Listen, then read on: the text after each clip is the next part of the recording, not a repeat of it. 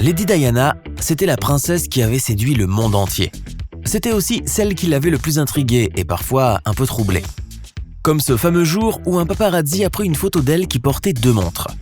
La seule chose que chacun voulait comprendre était « Pourquoi ?» En fait, 1981. Le prince Charles et Diana, qui a alors 20 ans, sont fiancés. La jeune fiancée se rend à beaucoup d'événements avec son futur mari. L'un d'eux est un tournoi de polo à Windsor auquel Charles participait. Diana supportait son bien-aimé depuis les gradins. Et c'est là que les photographes ont remarqué ce détail. Lady Spencer portait 2 montres au poignet. Une montre avec un fin bracelet en or et une plus grosse avec un bracelet en cuir. Ils ont pensé aux explications suivantes. 1. Diana voulait lancer une nouvelle mode. Ce n'aurait pas été la première fois. 2. Elle avait peut-être besoin de suivre plusieurs fuseaux horaires. 3. La future princesse était juste bizarre. Toutes ces théories étaient fausses et la vraie raison est super mignonne. Elle avait mis la montre de Charles à côté de la sienne pour soutenir sa moitié et lui porter chance. D'ailleurs, Charles et Diana s'étaient rencontrés à un événement sportif de la sorte. Il avait été invité au domicile de la famille Spencer pour une partie de chasse. Les 2 familles avaient toujours été proches. La grand-mère de Diana avait été demoiselle d'honneur de la reine-mère, la grand-mère de Charles, Elisabeth II. Comme Diana le dit, les 2 se sont rencontrés dans un champ. Et la voilà 4 ans plus tard, près d'une autre sorte de champ, un terrain de polo pour soutenir son fiancé. Ce qui est encore plus cool, c'est que porter 2 montres à la fois est inspiré du Moyen-Âge. À cette époque, les dames attachaient leur foulard au casque ou à la lance d'un chevalier pour lui porter chance avant un duel. Le foulard rappelait au chevalier pourquoi il combattait, pour gagner le cœur de sa bien-aimée. Ce foulard était considéré comme le symbole de l'amour.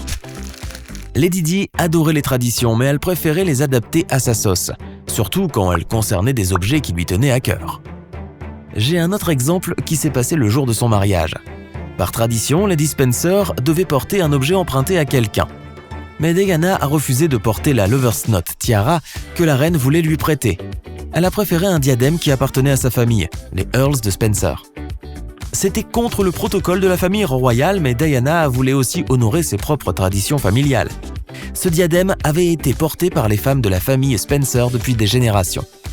Et après ça, Lady Di l'a porté plus d'une fois à des événements officiels au lieu de mettre le diadème royal. Le diadème des Spencer n'a plus jamais été porté après elle. On peut penser qu'une princesse dispose de toute une collection de diadèmes, mais Diana n'a toujours porté que ces 2-là dans sa vie. Ils sont tous les 2 très anciens. Le diadème des Spencer avait été commandé en 1919 et celui de la famille royale en 1913 par la reine Marie. Mais Diana a toujours eu beaucoup d'imagination en termes de bijoux, comme quand elle a porté son collier en saphir venant du prince d'Arabie en tant que diadème. Elle aimait contourner les règles et lancer de nouvelles modes à beaucoup d'égards. Par exemple, les femmes de la famille royale sont obligées de porter des collants. Diana le respectait à sa façon. Elle portait des collants de couleur qui suivaient avec ses tenues, mais qui choquaient un peu les monarques. Elle refusait aussi de porter des gants, comme toute femme de la famille royale le devrait. La raison de Diana ? Elle voulait pouvoir serrer les mains des autres et sentir leur peau. Elle était tout de même la prince du peuple.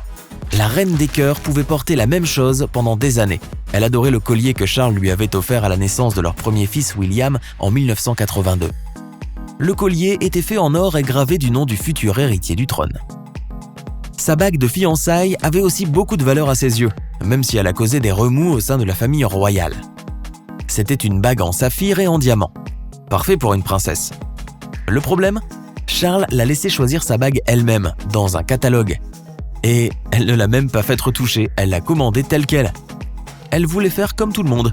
Elle adorait sa bague, et c'est ce qui comptait. Des années plus tard, chacun de ses fils a reçu un objet en souvenir d'elle. Le prince Harry a eu sa bague de fiançailles, et William sa montre en or Cartier. Mais Harry a donné la bague à son frère quand William a décidé de demander sa future femme en mariage, Catherine, duchesse de Cambridge. Et la duchesse porte encore cette bague aujourd'hui. Mais revenons à cette belle journée de 1981, quand la jeune Diana n'avait aucune idée de ce qui l'attendait dans le futur. Quand elle portait 2 bagues à son poignet comme porte-bonheur et que son futur mari était tout pour elle.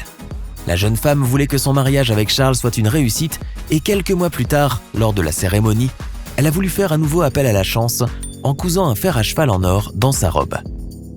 Ce mariage n'a pas tenu longtemps, mais la cérémonie reste la plus regardée de l'histoire. On l'a appelé le mariage du siècle. Et 750 millions de personnes l'ont vu. Ce n'est pas rien.